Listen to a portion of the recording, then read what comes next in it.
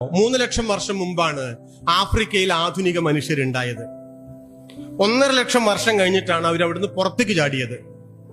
1.5 ലക്ഷം വർഷം നമുക്കിത് ടാലി ആവില്ല കേട്ടോ. നമ്മുടെ തലയിൽ ഈ കൊല്ലൊന്നും നമുക്ക് പെട്ടെന്ന് എങ്ങനെയുണ്ട് കിട്ടില്ല. 1.5 ലക്ഷം വർഷം ആഫ്രിക്കയിൽ കാട്ടെന്ന് കറങ്ങി തിരിഞ്ഞു, പുറത്തു പോകാൻ പറ്റാണ്ടേ. 1.5 ലക്ഷം വർഷം കഴിഞ്ഞിട്ട് പുറത്തേക്ക് പോയി. ഇന്ത്യയിൽ വന്നത് 65,000 കൊല്ലം മുമ്പാണ്.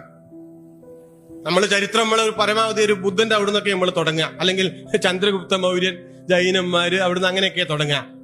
യഥാർത്ഥത്തിൽ തുടങ്ങേണ്ടത് 65,000 കൊല്ലം മുമ്പെങ്കിലുമാണ്.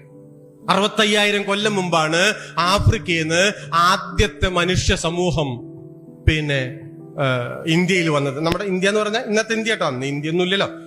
ഈ ഉപഭൂഖണ്ഡത്തിന്റെ ഈ ഭൂമി എന്ന് മാത്രം ഉദ്ദേശിച്ചാൽ മതി. എന്താണ് ഈ പുതിയ പഠനം? ആഫ്രിക്കയിൽ നിന്ന് പുറത്തിറങ്ങിയിട്ടുള്ള മനുഷ്യരിലെല്ലാം നമ്മുടെ നിങ്ങളുടെയൊക്കെ DNA ഉണ്ടല്ലോ, നമ്മുടെ സ്വഭാവത്തെ നിർണയിക്കുന്ന ജനിതക കോഡുകൾ ഉണ്ടല്ലോ.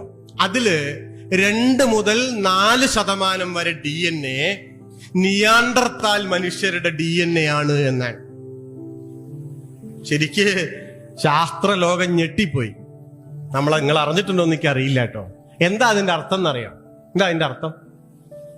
എന്റെയിലും നിങ്ങളുടെയിലും എല്ലാം 2 മുതൽ 4% വരെയുള്ള DNA നിയാണ്ടർത്താലികളുടേതാണ് എന്നാണ്.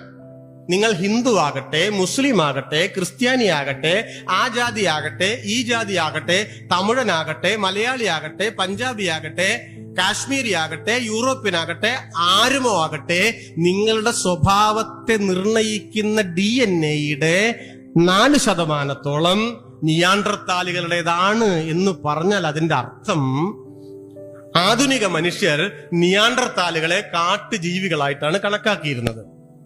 നമ്മൾ കണക്കാക്കിയിട്ടില്ല.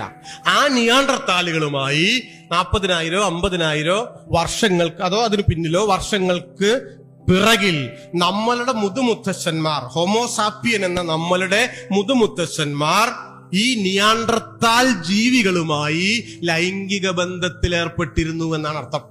അല്ലെങ്കിൽ മുതുമുത്തശ്ശിമാർ. മനസ്സിലായോ? അതിന്റെ ബാക്കിയാണ് ഞാനും നിങ്ങളും. എന്നിട്ടാണ് ഇവിടെ ജാതി പ്രമാണിത്തരം പറഞ്ഞുകൊണ്ടിരിക്കുക. കലർന്നു വന്നതാണെന്നാണ് ഞാൻ ഈ പറഞ്ഞതിന്റെ അർത്ഥം. അതുകൊണ്ട് വളരെ പ്യുവർ ആയിട്ടുള്ള മനുഷ്യവംശം എന്ന ഒന്നില്ല. ജനിതക ശാസ്ത്രപരമായി അത് മിഥ്യയാണ് എന്ന് ശാസ്ത്രം